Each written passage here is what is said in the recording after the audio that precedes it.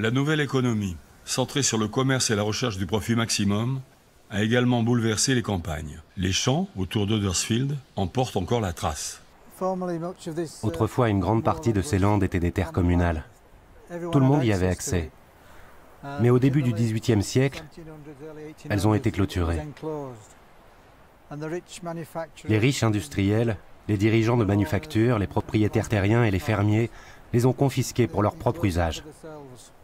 Ils les ont entourées de kilomètres de murs de pierre sèche. Avant ça, les paysans dépendaient des terres communales pour leur subsistance. Mais une fois privés de cette ressource, ils ont été forcés de partir dans les villes pour trouver du travail dans l'industrie textile qui était en pleine expansion. La force de travail utilisée dans les premières usines a donc été obtenue par la contrainte.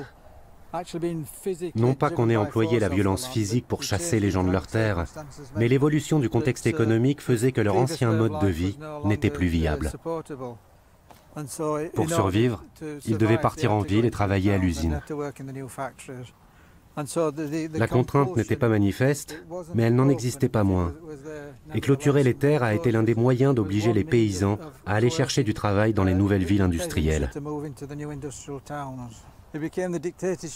La dictature de l'horloge a remplacé la dictature de la nature.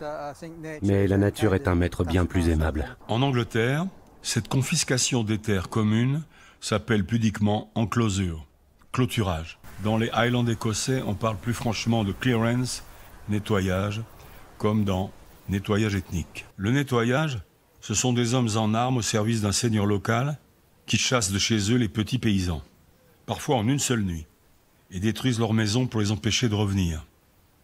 Les paysans sont remplacés par des moutons, le commerce de la laine étant alors particulièrement rentable.